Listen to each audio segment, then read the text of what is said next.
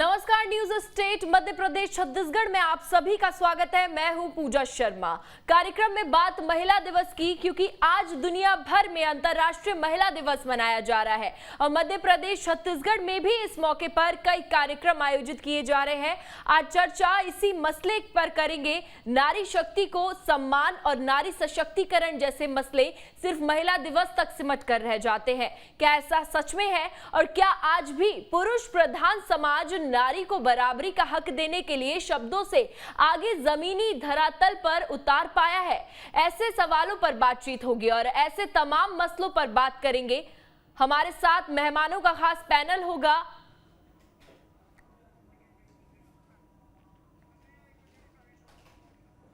तो आज अंतर्राष्ट्रीय महिला दिवस है और आज पूरे देश भर में अंतर्राष्ट्रीय महिला दिवस मनाया जा रहा है। हर तरफ महिलाओं को सम्मानित किया जा रहा है। अगर बात मध्य प्रदेश और छत्तीसगढ़ की करें तो मध्य प्रदेश और छत्तीसगढ़ में भी अलग अलग तरीके से आज इस दिन को मनाया जा रहा है और महिलाओं को सम्मानित किया जा रहा है। हमारे साथ आज छत्तीसगढ़ की राज्यपाल जुड़ गई हैं।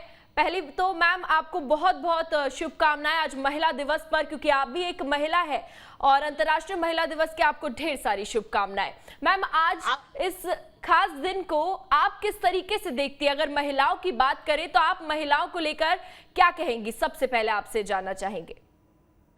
सबसे पहले तो मैं अंतर्राष्ट्रीय महिला दिवस के उपलक्ष्य में इस देश की और प्रदेश की सभी बहनों को बहुत बहुत बधाई और शुभकामना देती हूँ। और अंतर्राष्ट्रीय महिला दिवस का ये दिवस है, बहुत ही महिलाओं के लिए एक प्रकार से बहुत गौरव का दिवस माना जाता है, क्योंकि आज के दिन उन महिलाओं को सम्मान किया जाता है जिन्होंने अपने विभिन्न क्षेत्रों में कुछ बड़ा परचम लहराया है और कुछ हासिल किया है, जिनको आज के दिन उनको सम्मान किया जाता है। और इसलिए पूरे विश्व में एक अंतर्राष्ट्रीय महिला दिवस के रूप दिया गया है, ताकि महिलाएं, वो एक दिन ऐसा होता है जहां पर महिला को ऐसा लगता है कि वो उनको एक बड़ा प्रोत्साहन भी मिलता है पूरे समाज से, देश में, कि हाँ, हमको अपने कार्यों से हमें नवाजा गया है। और इसलिए उन सभी बहनों के लिए आज का दिन बहुत गौरवशाली मैं मानती हूँ। बिल्कुल मैम, देखिए, महिला दिवस है आज इस खास मौके पर, लेकिन इस बीच उन महिलाओं की बात भी करेंगे जो कुछ कह नहीं पाती, जो आगे बढ़ना चाहती है लेकिन कुछ कर नहीं पा रही है। बहुत सारी चीजें हैं जिनकी वजह से उन्हें रुकना पड़ता है, चाहे घर की बात हो, चाहे समाज की बात हो। तो उन महिलाओं को क्या संदेश देंगी कि समाज को छोड़कर, उन बंदिशों को छोड़कर वो आगे बढ़े और अपने सपनों को पूरा करे?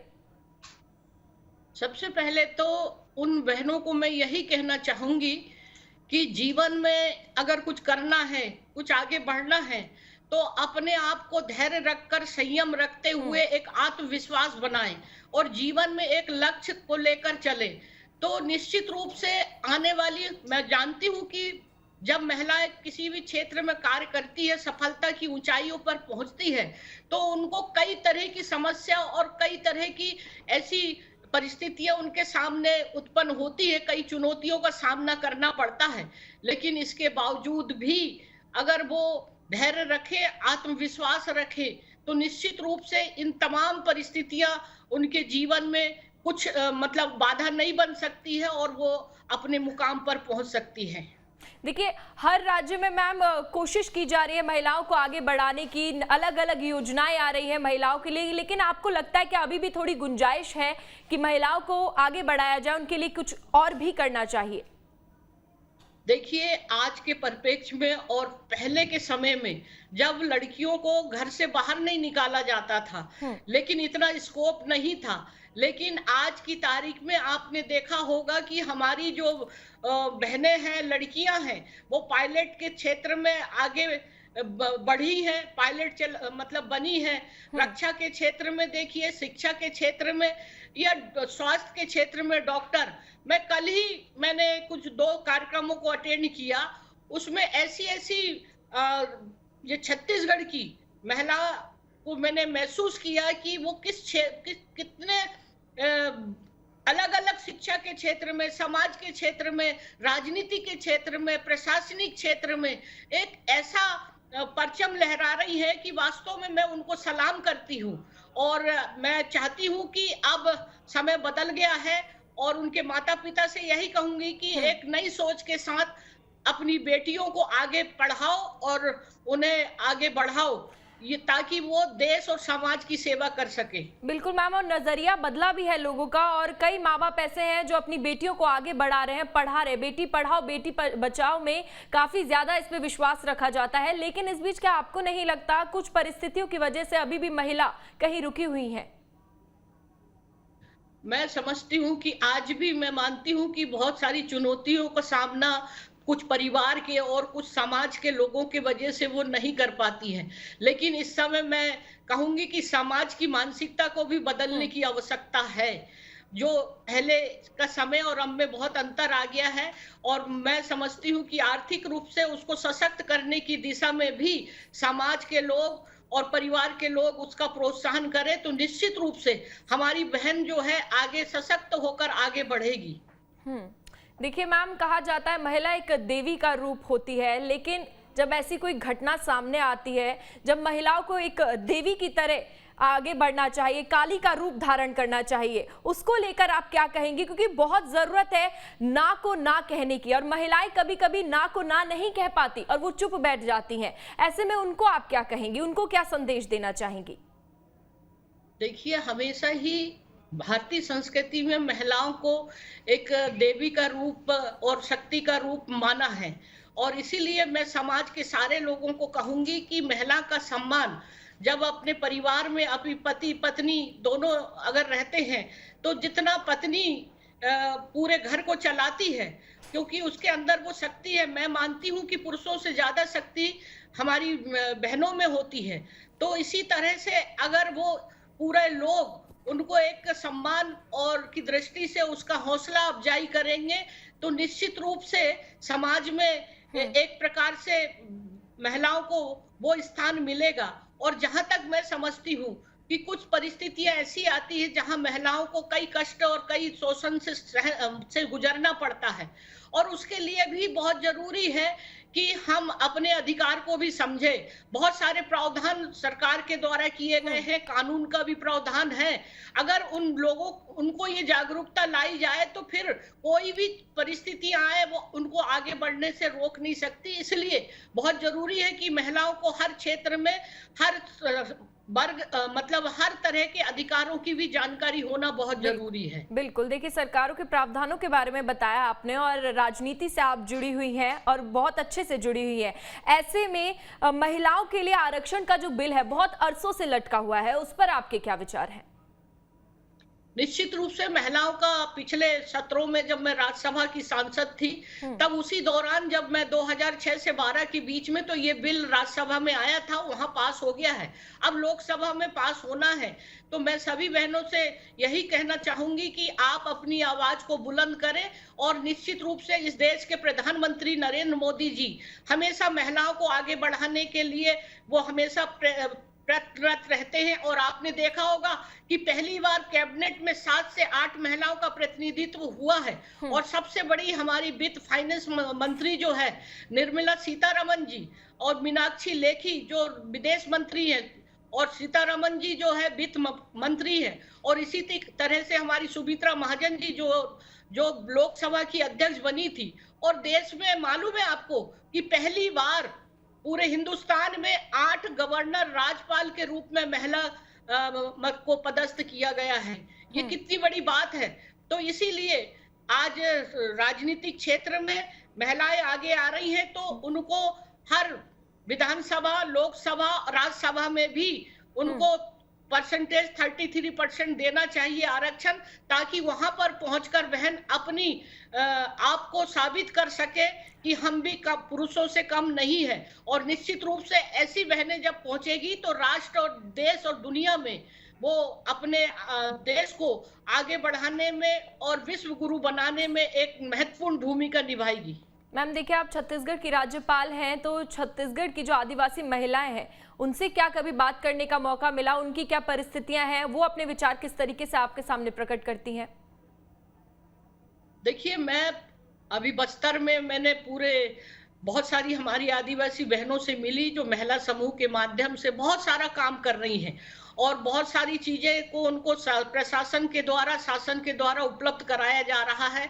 वो किस तरह से न्यूट्रिशन की चीजों को लेकर भी और बहुत सारी जो वन औषधि का भी वो करते हुए और तरह तरह के महुआ से लेकर और जो भी ऐसी चीजें हैं वो बनाकर और वो एक मार्केट कर रही है विभिन्न प्रकार से सेल्फ हेल्प ग्रुप के माध्यम से। मतलब जितने भी वन उपज की जो चीजें हैं उससे वो लोग प्रोडक्ट तैयार कर रही हैं और हैंडीक्राफ्ट से लेकर बहुत सारी चीजें और उनका जो सामान है दिल्ली में और भी बाहर और ये कोशिश की जा रही कि उनका बनाया हुआ भी जो सामान है वो विदेशों में भी एक्सपोर्ट हो, जो ताकि उन बहनों को आर्थिक रूप से सशक्त हो सके। मैं एक उदाहरण दूंगी। मैं सेल्फी पदर की 40 महिलाएं राजभवन में आई थी और वो महिला पर्यावरण और जंगल बचाने के लिए उन्होंने मुहिम छेड़ रखी है और शराबबंदी को लेकर उनका जो जज्बा देखा मैंने और साथ में उन्होंने काली मिर्च का एक मतलब वृक्षों के माध्यम से लगाकर और उसे तैयार करने का प्रयास किया है। मगर उस समय उनको दिक्कत थी। प्रशासन शासन से मैंने बात करके उनकी समस्या का समाधान किया और मैंने गांव को भी गोद लिया, जिससे आज वो गांव का पूरा कायाकल्प बदल गया है और महिलाओं में एक अलग मतलब तरह की उनको काम करने की ऊर्जा मिली है। तो मैं समझती हूँ कि वो क्लिपिंग भी मैं आपको दूंगी और दिखाइएगा कि आदिवासी महिलाएं भी किसी से कम नहीं है और छत्तीसगढ़ में सबसे ज्यादा महिलाएं आदिवासी जो काम कर रही है सेल्फ हेल्प ग्रुप के नाम से, वो शायद देश में बहुत कम उदाहरण मिलेंगे। और मैं ऐसी जिस तरीके से आपने उनसे बात की और उनकी परिस्थितियों के बारे में जाना, यही सराहना करते हैं, न्यूज स्टेट की टीम इसकी सराहना करती है। बहुत बहुत शुक्रिया, आपने अपना वक्त निकाला और हमारे साथ जुड़े और महिलाओं को संदेश आपने दिया। बहुत बहुत शुक्रिया आपका। और हमारे साथ इसी मतलब खास चर्चा के लिए दो गेस्ट और जुड़ गए। दीप्ति चौरसिया हमारे साथ, हमारी सहयोगी जुड़ गई है, साथ ही बीजेपी से भी हमारे साथ जुड़ गए हैं। दीप्ति, पहले आपका रुख करना चाहेंगे, क्या कुछ आज खास कार्यक्रम पूरे देश में देखने को मिल रहे हैं? वो तो तस्वीरें सामने आ ही रही है, लेकिन ऐसे में मध्य प्रदेश की बात करें, छत्तीसगढ़ की बात करें, तो वहां पर कैसी तस्वीरें महिला दिवस के इस खास मौके पर आ रही है? दीप्ति, और आपको भी महिला दिवस की बहुत बहुत शुभकामनाएं।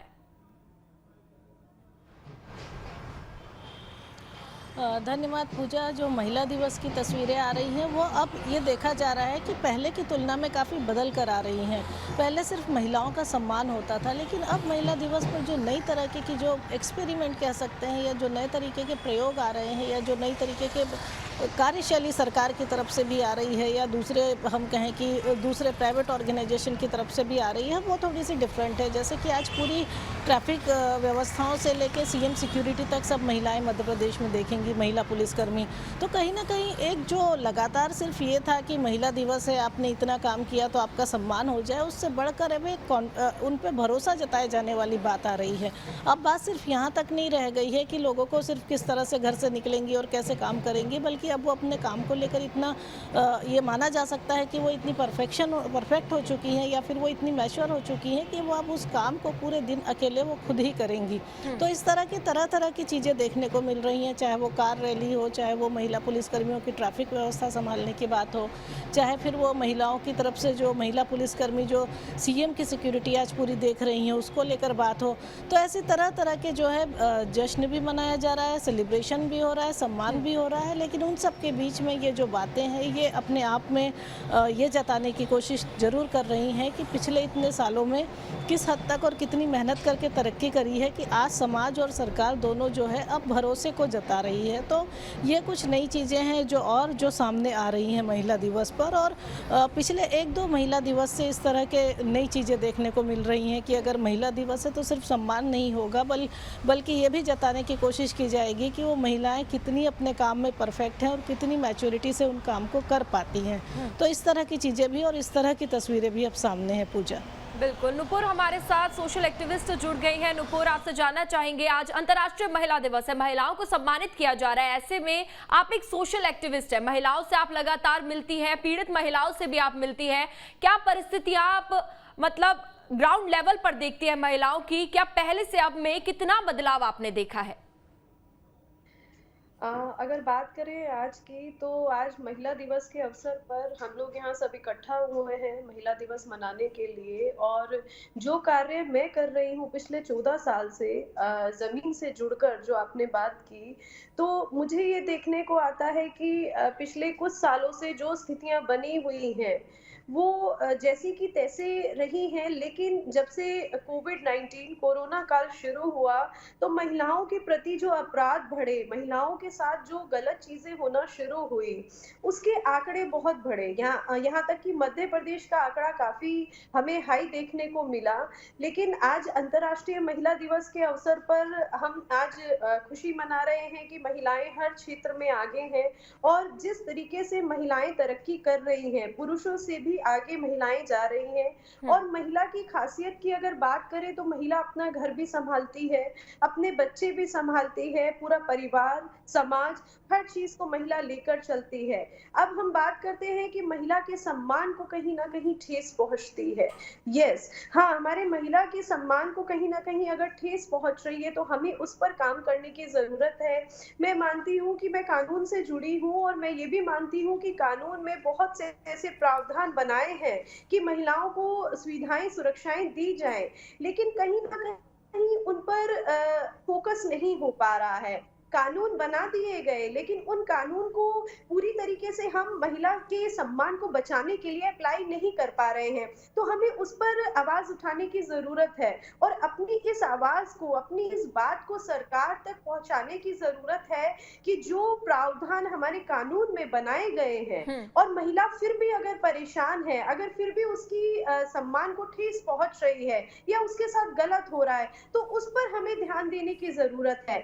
मैं भी फाउंडर हूँ, नारी शक्ति एक नई पहल संस्था की मैं भी फाउंडर हूँ और नारी शक्ति एक नई पहल संस्था जो है पूरे विश्व में एक ऐसी संस्था है जो कि महिला अपराध के ऊपर काम करती है, जिनके साथ छोटी-छोटी बच्चियों के साथ जहाँ गलत होता है, उनके लिए आवाज़ उठाने बिल्कुल का नुपुर, काम और बहुत करती अच्छा है। काम कर रही हैं आप उन नारियों की आवाज उठाने का। हमारे साथ नेहा बग्गा भी जुड़ गई हैं, बीजेपी प्रवक्ता। नेहा जी देखिए, अगर हम कांग्रेस की बात करें तो कांग्रेस नारी हूं लड़ सकती हूं, लड़की हूं लड़ सकती हूं का नारा दे रही है। अगर हम बीजेपी की बात करें तो बीजेपी महिलाओं को बढ़ावा देने के लिए क्या कुछ कर रही है? सर्वप्रथम तो आपको, दीप्ति जी को, नुपुर जी को और पूरे देश भर की जो महिलाएं हैं उनको अंतर्राष्ट्रीय महिला दिवस की बहुत आपको बहुत भी। शुभकामनाएं। देखिए, मुझे ऐसा लगता है कि मध्य प्रदेश में जब से शिवराज जी की सरकार आई है तब से नारियों के, महिलाओं के उत्थान के लिए निरंतर काम किया जा रहा है।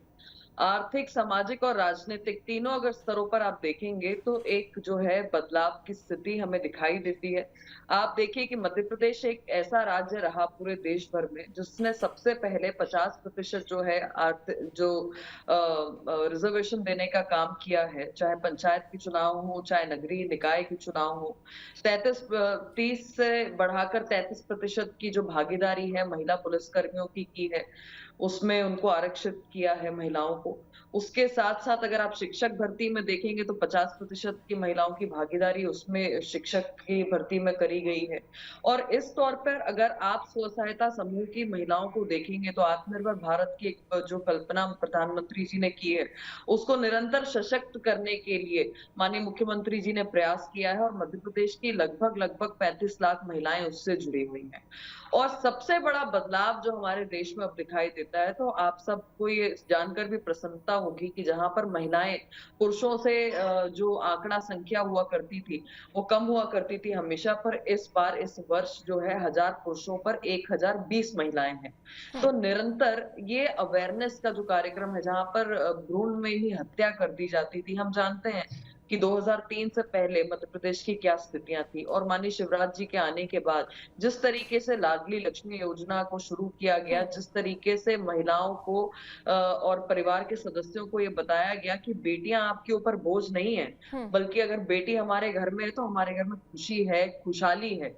और इसी के तहत मुझे ये लगता है कि ये जो आंकड़ा है, जो ये वृद्धि है जनसंख्या की, जिसमें महिला और पुरुष में एक बहुत बड़ा अंतर हुआ करता था, आज महिलाओं का आंकड़ा उससे 25 बच्चियों का आंकड़ा उससे ऊपर बढ़ गया है। बिल्कुल, देखिए आपने और महिलाओं और निरंतर आप पुरुष देखिए के क्योंकि अंतर की मध्य बात प्रदेश की। में एक दीप्ति, बड़ा दीप्ति आपके पास आना चाहूंगी मैं। दीप्ति देखिए, महिला और पुरुष की बात करें तो महिला को हर कोई सिखाता है, माँ ही सिखाती है महिला को कि कैसे रहना है, खाना बनाना आना चाहिए, ये आना चाहिए। क्या ऐसा नहीं लगता दीप्ति, इसी के साथ पुरुष को भी सिखाना चाहिए? क्या पुरुष को भी खाना बनाना आना चाहिए? पुरुष को भी हर चीजें आनी चाहिए जो महिला करे, क्योंकि जब महिला नौकरी कर सकती है तो क्या पुरुष घर का काम नहीं संभाल सकता?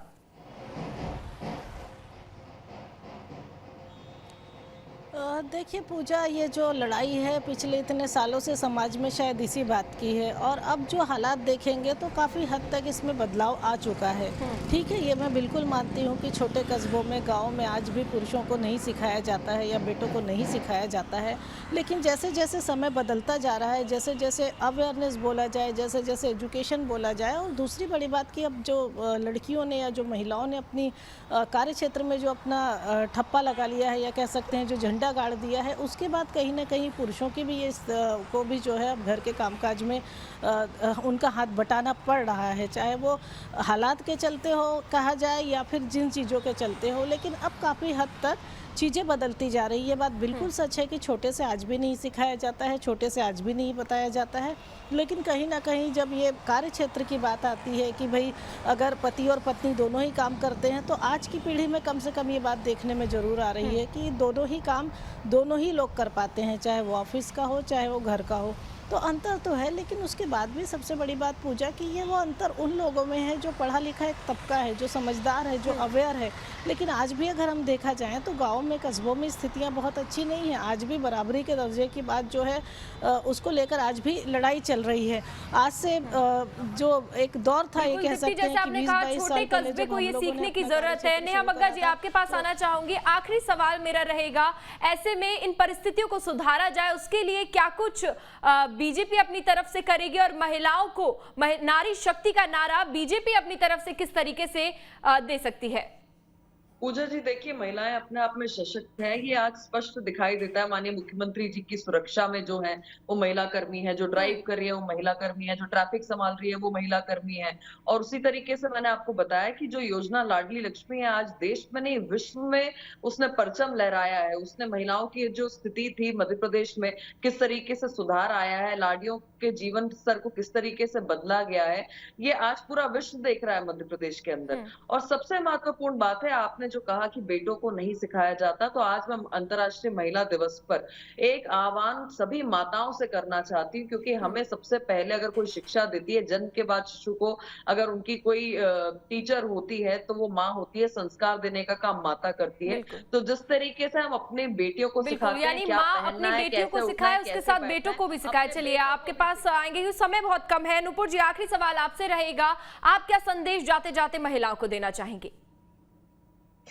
मैं महिलाओं के लिए ये कहना चाहूँगी कि अगर महिला के साथ किसी तरीके का कोई अत्याचार होता है या किसी तरीके का कुछ गलत उसके साथ होता है, तो आधे से ज़्यादा महिलाएं, देखने में ये आता है कि महिलाएं अपनी आवाज़ दबा देती हैं, और उसी कारण से बहुत से ऐसे क्राइम हैं या बहुत सी ऐसी चीज़ें हैं जिनको बढ़ावा मिलता है। अब गाँव की बात करें, जो रूरल एरियाज़ हैं वहाँ पर महिलाएं हैं जिनके साथ अत्याचार होता है, तो वो चुप करके बैठ जाती हैं, ना ही हम तक बातें आ पाती हैं, ना ही सरकार तक पहुंच पाती हैं। तो मैं लास्ट में यही कहना चाहूंगी उन महिलाओं से, उन बहनों से, उन बच्चियों से कि अगर उनके साथ गलत होता है तो आवाज उठाएं। सरकार भी उनका साथ देगी, कानून भी उनका साथ देगा और पुलिस भी उनका साथ देगी। हम सब उन महिलाओं, उन बच्चियों, बिल्कुल लड़कियों को पहले खुद के लिए लड़ना होगा, तभी दूसरे उनके लिए आएंगे और लड़ेंगे। चलिए बहुत बहुत शुक्रिया आप तीनों का हमारे साथ जुड़ने के लिए।